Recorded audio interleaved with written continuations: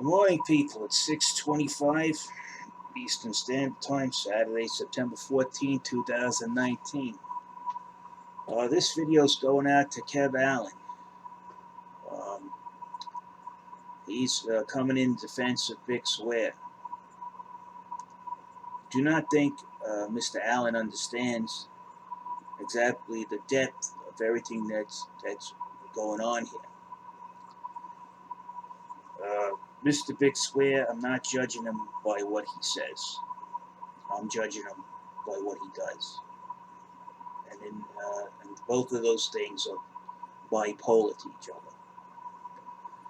Now, what Bix is supporting, I'll explain it from soup to nuts. What Bix is supporting and promoting and cavorting around with members of the Litecoin Foundation, which is on video, right? Even though he has a banking background, he should know better. That Charlie Lee, who is a Chinese national, okay? His parents moved from China, to spread communism in the 60s. He was born in Africa, okay? He was born in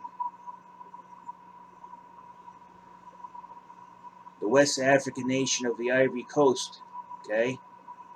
So Charlie Lee, by birthright, is still a Chinese citizen, even though his parents moved to the Ivory Coast before coming to America, okay? What the United States intelligence would call his parents are cuckoos. The bird that could lays an egg in another's nest and pushes out those other birds' eggs, so the other birds face to raise their own. You understand what I'm saying here? So now you have Charlie Lee, who's also by birthright, he is a Chinese citizen, okay? Because his parents are both Chinese citizens.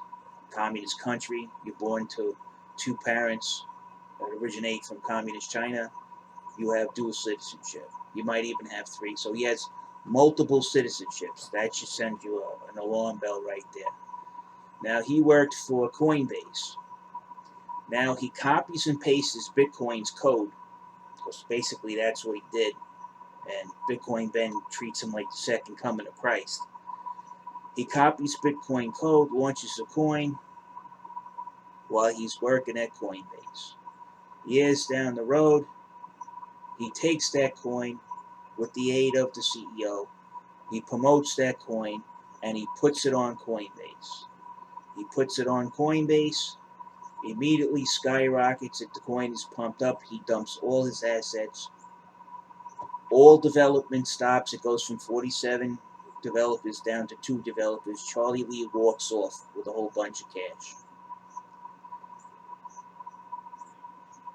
So by all indicators that are out there on the market, which I learned from other people involved in crypto, knowing how this market operates, the term for what he did is a shitcoin scam. Okay, he got it on a reputable exchange. He got it up to a high price. He dumped it, and all development stopped. I'm sorry, that sounds like a shitcoin scam. If that's not the definition of a shitcoin scam, I don't know what is.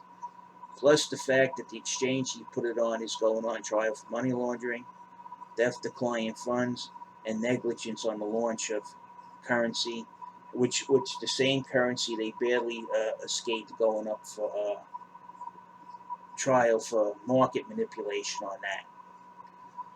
Now, after I went in and investigated myself, after a 2-year investigation, what did I find? The market makers actively manipulating the price in order to obtain a larger spread to enrich himself and Coinbase.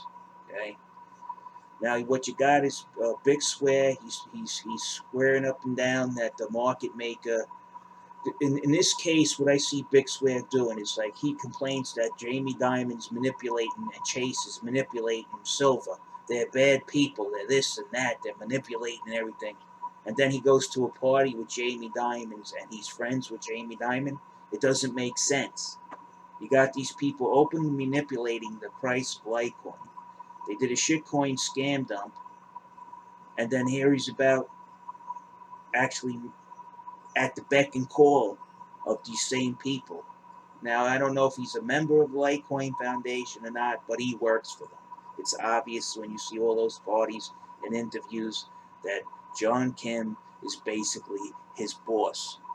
All right? You could see in all the videos this Las Vegas promo. Bix isn't going there just for fun. He's going there because he's paid, either whether he's getting a free trip or a free party where he's the center of attention.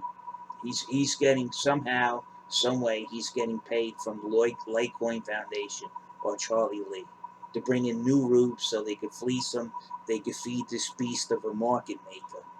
At the current count of what I can investigate, this market maker is at $1,000. All right, all the facts and figures are there. Oops, somebody doing a little something funny. Okay, so all the facts and figures are there. So to say that I'm judging Big Swear not by what he says, I'm judging Big Swear on what he does. And those two contradict each other. They're two different poles, North and South Pole. And I'm sorry, Big Swear, if he has a banking background, should be able to easily call or see what's going on here. If I could find it, he definitely can. If he claims he has a banking background, I'd like to know what it is. Now, me, myself, I've been a banking consultant in financial control, and I also would take departments that were disarray, piece them together, and put them in economic shipshape, so to say. That was my job. My job was when the auditors came in, send them, go into that department that's having problems before the auditors come. Send John in. He straightens it out, gets all the records, all the forensic evidence of how we're operating everything, makes it sensible, creates spreadsheets, create the debits and credits, here's the in, here's the out. And then when the auditors come, they came into a nice organized department. I walked them around, they reviewed it, and we got a clean bill of health. My job was done. I trained the staff how I accomplished everything, how it's supposed to stay in operation. These are the procedures. I wrote the procedures, and then I left. My last job was at Citibank. I trained all the staff from Continuum Solutions, bunch of nice guys, even though some of the Citibank employees wanted to kill them because they were taking their jobs. But that's how business operates. And I'm telling you, these guys ran a big shitcoin scam dump, and it's impossible for Big Swear to ignore this.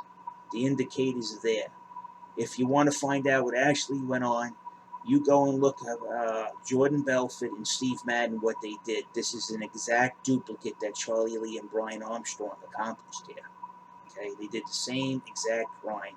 They should be doing the same exact time. Right? You go look it up, Mr. Allen. So that's what I'm telling you.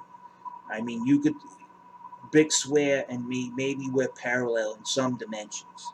But once I see crime, I get away from it. I go away. He's not choosing to do that. He's embracing it in order to benefit from it. In other words, he sold out. That's what I can tell you. This is very easy if my 8-year-old daughter can understand it. And I'm teaching my daughter this stuff so she doesn't get roped into something like this. Or if she unwittingly gets involved, she knows, hey, ixnay on ixay, let's get out of here. All right.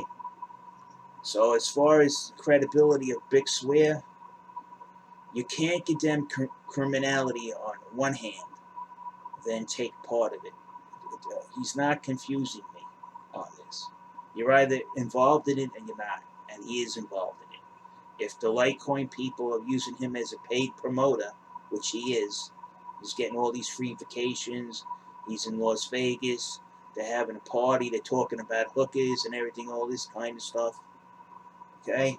They're getting paid. Right? All of them are getting paid. It's time to realize what this is. This is a shady operation.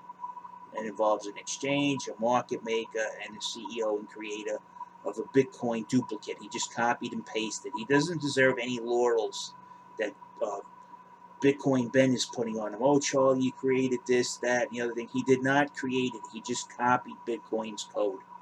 An 8-year-old with the computer could do the same thing with a little knowledge.